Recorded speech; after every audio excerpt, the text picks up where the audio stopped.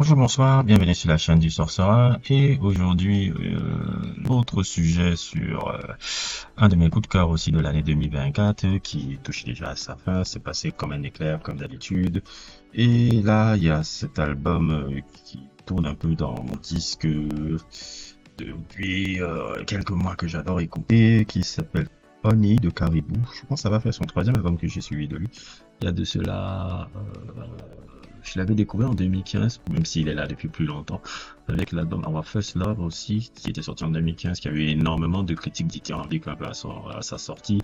Et puis, 5 ans plus tard, ou 4 ans plus tard, je pense, c'était avec Suddenly, à la période de Covid, aussi, qui était un de mes albums préférés de l'année 2020. Et il revient avec un troisième album qui s'appelle Honey, qui, contrairement aux deux autres que j'avais suivis là où c'était beaucoup plus expérimental, beaucoup plus dream pop, beaucoup plus shoegaze, beaucoup plus expérimental un peu dans son approche. Ici, c'est son album un peu le plus, je dirais, le plus accessible un peu parce qu'il puise beaucoup son inspiration sur la musique pop. La musique pop, parfois même un peu voir la New Jack parce que j'ai pu voir un peu que il y a des moments où il arrive à sampler un peu René et Angela. René Angela, ce fabuleux duo que je pense avoir fait un sujet un peu sur Angela Winbush avec mon frère là. Si vous ne l'avez pas vu, n'hésitez pas à le regarder. Je vous mettrai le lien en description. Ça s'appelle Queens, ça apparaît là sur l'écran. Et dans sa manière un peu de construire la musique pop, il fait vraiment une musique pop beaucoup plus légère. C'est-à-dire une musique électro-pop beaucoup plus légère. Toujours aussi comment on appelle ça, toujours aussi original hein, dans son approche, qui peut rappeler aussi, je pense aussi l'influence un peu de la PC Music. Je pense aussi qu'il a beaucoup influencé, il est beaucoup influencé en ce moment par la PC Music. La PC Music, je pense pas avoir encore fait de sujet, je pense pas encore avoir fait de sujet sur la PC Music. J'essaye de faire des sujets sur les personnages un peu très importants un peu de ce style de musique dont on a pu voir un peu l'émergence dans les années 2010, il y a comment il s'appelle, les étendards un peu ce genre musical, qui sont P.J. Cook ou Charlie X. Je sais pas si c'est XCX, je dis mal souvent son nom à la fin là.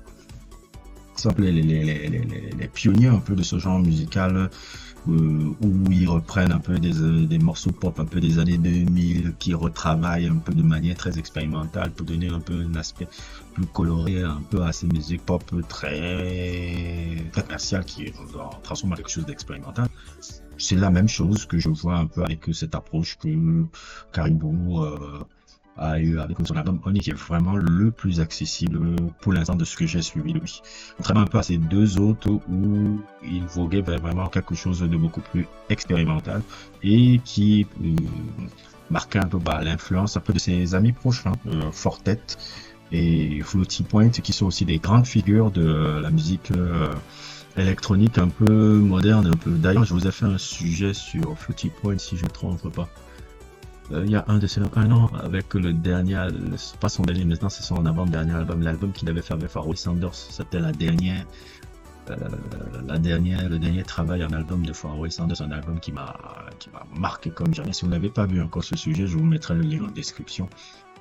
Donc, globalement, c'est quelque chose que j'ai beaucoup apprécié. C'est une de mes belles surprises aussi de 2024. Mais de toute façon, le personnage de Caribou est très intéressant. Bon, on va dire son vrai nom, Dan Snate, est très intéressant, surtout dans l'approche un peu mathématique qu'il a de la musique. C'est quelqu'un qui a une approche très mathématique de la musique, très calculée. Moi, c'est pas quelqu'un de très spontané dans la musique. Il sait bien exactement cela. Lui, qui est un fils de mathématicien.